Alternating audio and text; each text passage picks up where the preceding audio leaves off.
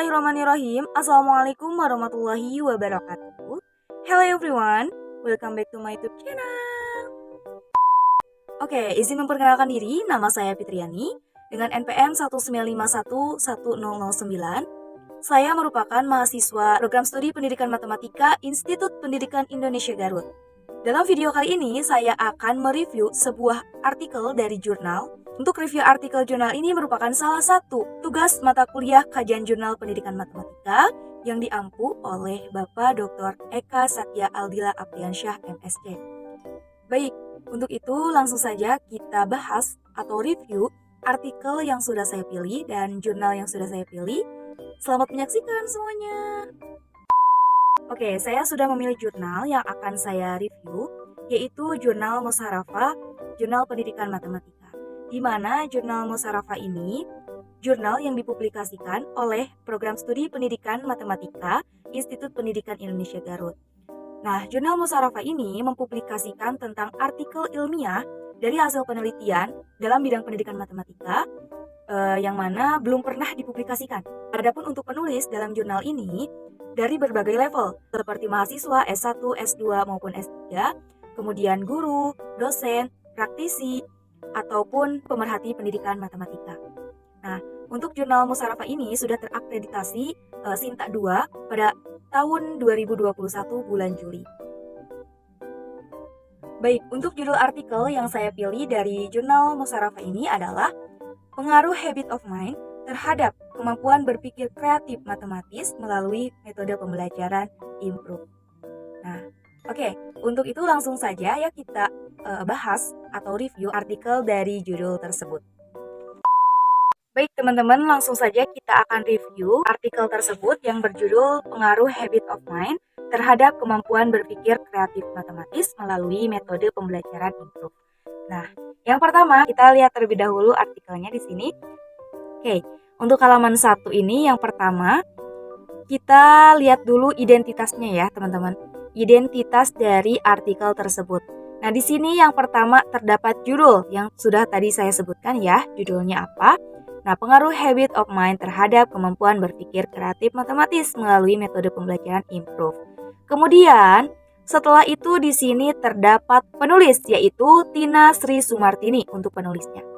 Selanjutnya di sini sudah ada Program Studi Pendidikan Matematika, kemudian Institut Pendidikan Indonesia, dan ada alamatnya disertai dengan Gmail-nya.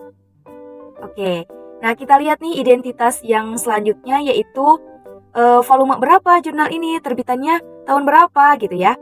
Nah di paling bawah ya, di sini dapat kita lihat volumenya itu adalah 11. Nah untuk nomornya adalah 1 dan untuk tahun penerbitannya, ini tahun ini merupakan tahun penerbitan yaitu Januari 2022. Nah di sini sudah ada halaman ya.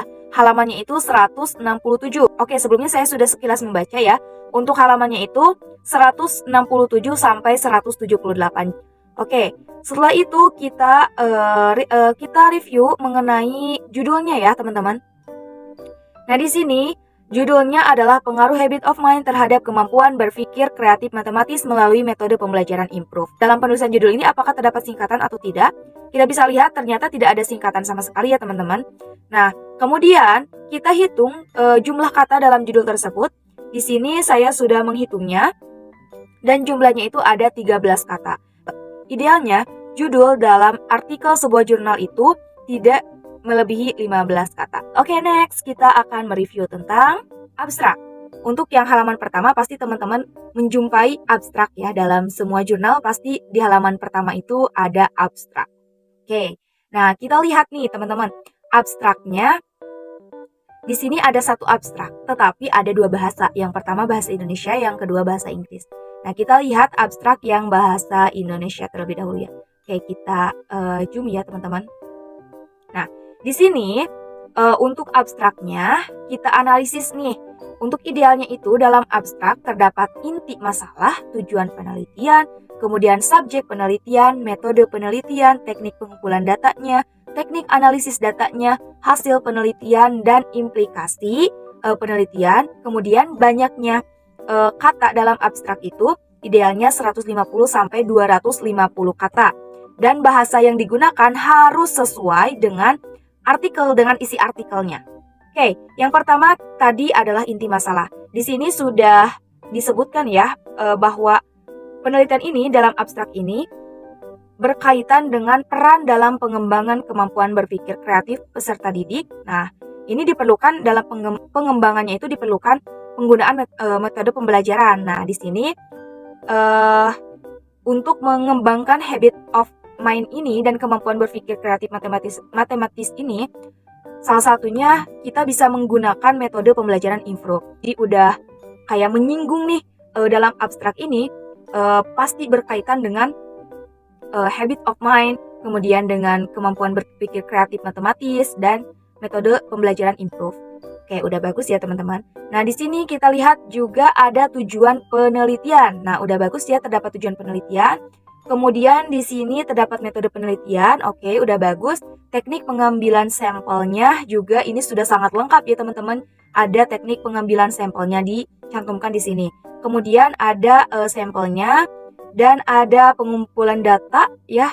Kemudian analisis datanya dan hasil penelitiannya disebutkan dalam abstrak. Sudah lengkap ya abstraknya teman-teman, sudah sesuai dengan kriteria. Oke, selanjutnya yang tadi sudah saya katakan bahwa idealnya dalam abstrak itu jumlah katanya ada 250 ya, maksimalnya 250. Jadi antara 150 sampai 250 kata. Nah, sudah saya hitung ya untuk banyaknya kata dalam abstrak ini ternyata ada 117 kata. Nah, ada 117 kata. Jadi masih kurang ya, kurang dari 150 ya. Kemudian bahasa abstrak ini setelah saya baca, bahasa abstraknya itu sudah sesuai dengan isi artikel. Sudah bagus ya, sudah mencakup artikel yang sedang kita review ini gitu. Oke, udah bagus ya untuk abstrak. Next. Oke, teman-teman, kita next di sini ada halaman keduanya yaitu pendahuluan. Nah, pendahuluan di sini untuk paragraf pertama ini kita langsung disajikan pengertian dari habit of mind ini. Habit of mind matematis ini apa sih gitu ya? Nah, di sini peneliti langsung menyebutkan pengertian-pengertian dari beberapa ahli dari beberapa penelitian sebelumnya mengenai habits of mind ini. Oke, nah di sini di paragraf terakhir di sini berdasarkan pengertian tersebut, dapat disimpulkan bahwa habit of mind ini merupakan perilaku positif yang dilakukan secara berulang sehingga dapat menumbuhkan kecerdasannya untuk dapat menyelesaikan permasalahan. Jadi, bagusnya artikel ini, kalau menurut saya ya, peneliti dari beberapa pengertian langsung disimpulkan oleh peneliti sehingga jadi ada teori baru gitu ya, ada pengertian-pengertian baru yang nantinya bisa digunakan untuk penelitian selanjutnya gitu ya. Jadi referensi untuk penelitian-penelitian yang akan mendatang. Itu sangat bagus sekali ya teman-teman.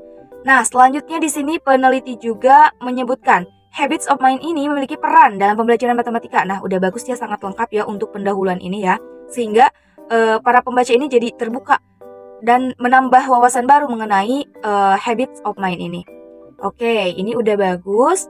Nah, selanjutnya di sini peneliti juga membandingkan kondisi yang ideal dengan kondisi yang terjadi saat ini. Di sini, yang saya baca dalam artikel ini, masih rendahnya dari beberapa penelitian sebelumnya, masih rendahnya kemampuan berpikir kreatif matematis gitu ya.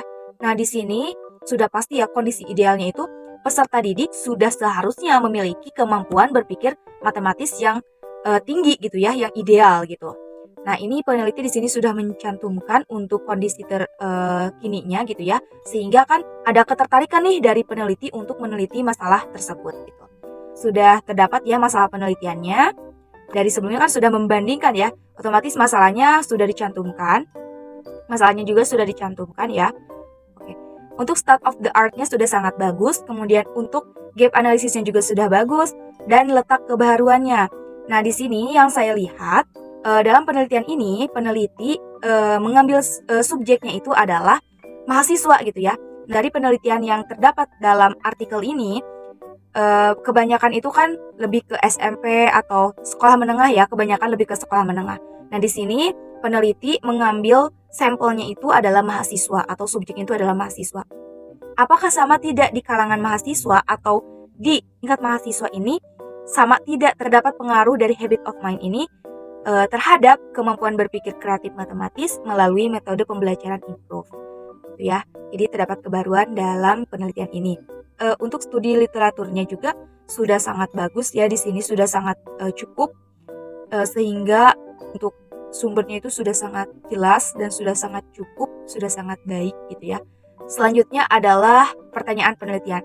Secara garis besar di sini saya dapat menyimpulkan bahwa di sini peneliti tertarik untuk meneliti mengenai pengaruh habit of mind ini terhadap kemampuan berpikir kreatif matematis melalui metode pembelajaran improve. Oke, untuk tujuannya juga sudah sangat jelas ya di sini. Nah, ini ya. Tujuan penelitian ini adalah untuk menganalisis pengaruh habits of mind terhadap kemampuan berpikir kreatif matematis melalui pembelajaran improve. Oke, next. Nomor 2 di sini ada metode ya. Nah, dalam metode ini sudah dijelaskan, sudah disebutkan oleh peneliti, yaitu metode penelitian ini dilakukan secara kuantitatif. Kemudian di sini untuk mengetahui pengaruh habit of mind ini terhadap kemampuan berpikir kreatif matematis melalui pembelajaran improve. Di sini juga peneliti sangat komplit ya, ditambah dengan desain penelitiannya. Desain penelitian yang digunakan yaitu desain quasi eksperimen atau the one group post test only design. Nah, di sini juga dicantumkan ininya ya, gambarnya ya. Nah, oke. Di sini selanjutnya populasi penelitian ini yaitu mahasiswa jurusan Pendidikan Matematika di Institut Pendidikan Indonesia Garut. Oke, sudah bagus di sini ya. Teknik samplingnya juga disebutkan yaitu menggunakan purposive sampling dengan mengambil sampel sebanyak 67 mahasiswa dari tingkat 3 jurusan Pendidikan Matematika di Institut Pendidikan Indonesia Garut. Jadi perlakuan terhadap sampel ini dilakukan dengan memberikan pembelajaran improve. Oke, di sini juga peneliti menyebutkan instrumennya. Ini ya sudah sangat komplit ya. Di sini instrumen yang digunakan yaitu angket mengenai habits of mind dan tes tulis kemampuan berpikir kreatif matematis. Selanjutnya ada analisis data. Nah, analisis data ini dilakukan dengan menggunakan uji statistik yaitu uji korelasi. Oke. Selanjutnya di sini ada hipotesis penelitian. Ini sangat lengkap sekali ya. Nah, di sini disebutkan bahwa hipotesisnya yaitu terdapat pengaruh habits of mind terhadap kemampuan berpikir kreatif matematis melalui pembelajaran improve. Nah, untuk saya rasa untuk metode, kemudian tadi pendahuluan, kemudian abstrak itu sudah sangat bagus gitu ya. Nah, selanjutnya adalah hasil dan pembahasan. Nah, untuk hasil kita bahas ya. Nah, di sini hasil ini ya, setelah pelaksanaan pembelajaran dengan metode improve. Jadi kan setelah diberi perlakuan nih, kita bisa mengumpulkan data yang kita dapatkan gitu ya. Nah, berdasarkan hasil pengumpulan data dari 16 indikator habit of mind ini terdapat beberapa indikator yang perlu ditingkatkan. Nah, di sini ya poinnya ya, yaitu berpikir fleksibel, metakognisi, bekerja dengan teliti, dan berinovasi. Hasil habit of mind dari keempat indikator tersebut ini tersaji di dalam tabel 2 ya, sudah sangat bagus tabelnya, terlihat jelas, dan untuk fontnya juga sudah pas gitu ya teman-teman. Nah, ini juga ada selain itu, berdasarkan hasil pengumpulan data mengenai kemampuan berpikir kreatif didapat bahwa secara keseluruhan, nah hasilnya itu secara keseluruhan peserta didik memenuhi indikator kemampuan berpikir kreatif. Nah, namun, di sini ada beberapa indikator yang masih rendah dalam aspek originality. Nah, contohnya seperti ini ya, tersaji di dalam gambar teman-teman. Oke, gambarnya juga sudah bagus. Ya, untuk gambarnya di sini sudah diberikan ini ya, teman-teman, diberikan deskripsi di sininya ya. Jadi bagusnya ini dalam gambar tidak ada kata di bawah ini atau berikut ini. Nah, tapi ini sudah bagus ya berdasarkan gambar satu. Jadi sudah sangat jelas, jadi membuat pembaca tidak bingung gitu ya. Nah, ini ada penjelasannya ya, uraiannya. Selanjutnya di sini juga diinterpretasikan ya temuan-temuan di lapangannya ya, seperti tadi kurangnya di mana indikator yang kurang atau perlu diperbaiki atau perlu ditingkatkan sudah disebutkan oleh peneliti. Kemudian yang kurang dan contohnya sudah ada buktinya ya teman-teman. Kemudian beberapa faktor yang menyebabkan, nah ini merupakan teori-teori baru ya. Nah, ini ada beberapa faktor yang menyebabkan kurangnya kemampuan berpikir kreatif matematis, yaitu kurangnya pemahaman dari materi matematika dan habit of mind. Nah, di sini ini merupakan salah satu temuan baru ya, teman-teman. Dan selanjutnya di sini ada analisis datanya ya, ada tabelnya, uji normalitas, kemudian uji korelasinya menggunakan Spearman ya. Karena di sini uji normalnya ternyata tidak berdistribusi normal gitu. Jadi untuk uji normalitas itu digunakan untuk mengetahui datanya berdistribusi normal atau tidak. Nah, jadi setelah kita mengetahui berdistribusi normal atau tidaknya, kita bisa menggunakan akan melanjutkan uji lanjutan gitu ya.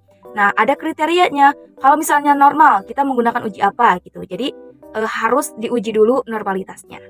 Oke, di sini karena tidak berdistribusi normal, jadi menggunakan uji korelasi Spearman. Ini udah ada hasilnya ya, disajikan pada gambar 2 di sini. Sini juga ada studi literaturnya ya teman-teman. Di sini juga ada kaitannya dengan penelitian sebelumnya ya. Sudah sangat lengkap. Oke. Next di sini ada penutup ya teman-teman. Di sini sudah ada hasilnya berdasarkan hasil analisis data. Nah, dan pembahasan diperoleh kesimpulan bahwa terdapat pengaruh habits of mind terhadap kemampuan berpikir kreatif matematis melalui pembelajaran improve. Oke. Selanjutnya kita setelah penutup, mungkin dari penutup ini seharusnya ada saran ya teman-teman. Nah, selanjutnya kita ke daftar pustaka. Di sini kita lihat ya, untuk gaya dari citasinya itu menggunakan American Psychological Association gitu ya. Nah, di sini sudah daftar pustakanya sudah sangat bagus ya teman-teman, sudah sesuai abjad sampai ini ya, sampai W di sini ya, dari A sampai W. Sudah bagus. Kemudian untuk nisbah acuan primernya itu saya sudah hitung 91,67%, dan untuk derajat kemutakhirannya yaitu 69%. Untuk banyaknya referensi sudah bagus ya, karena idealnya itu harus lebih dari 20, dan di sini saya sudah hitung ternyata daftar pustakanya itu adalah atau referensinya itu adalah 36. Jadi sudah sangat bagus ya teman-teman. Oke, selanjutnya kita akan bahas tentang part of point. Oke, di sini jika ditanya kelebihannya apa? Kelebihan dari artikel ini jadi sudah sangat lengkap ya, sudah sangat lengkap mulai dari abstrak sampai sekarang daftar pustaka yang sudah kita bahas, sudah sangat lengkap. Penyajiannya juga jelas, itu membuat pembaca tidak bingung. Kemudian isinya itu singkat, padat, jelas gitu ya. Jadi tidak terlalu panjang, kemudian tidak terlalu berbelit-belit, sehingga pembaca itu bisa langsung lebih paham gitu. Kemudian juga dari segi gambar atau penyajian gambar, penyajian tabel dan lain sebagainya itu sudah bagus, sudah jelas, sudah memudahkan pembaca gitu. Dan ada interpretasinya dan ada penjelasannya, deskripsinya, sehingga kita tidak bingung gitu ya. Kemudian juga artikel ini itu menambah wawasan kita karena terdapat kebaruan juga dari artikel ini, dari penelitian ini. Pokoknya sudah sangat lengkap, bagus. Cuman untuk kekurangannya mungkin dari tadi saya lihat tabel 4 ya, terpisah gitu. Dari baris pertama dan baris keduanya terpisah. Nah, mungkin nanti bisa dikebawahkan atau solusi yang lainnya gitu ya. Nah, untuk semuanya, untuk keseluruhan sangat bagus, sangat recommended untuk dijadikan sebuah referensi untuk penelitian-penelitian berikutnya. Mungkin itu saja yang dapat saya sampaikan. Mohon maaf apabila ada kekurangan dan kesalahan. Wabillahi taufiq wal hidayah. Wassalamualaikum warahmatullahi wabarakatuh. See you next time, teman-teman.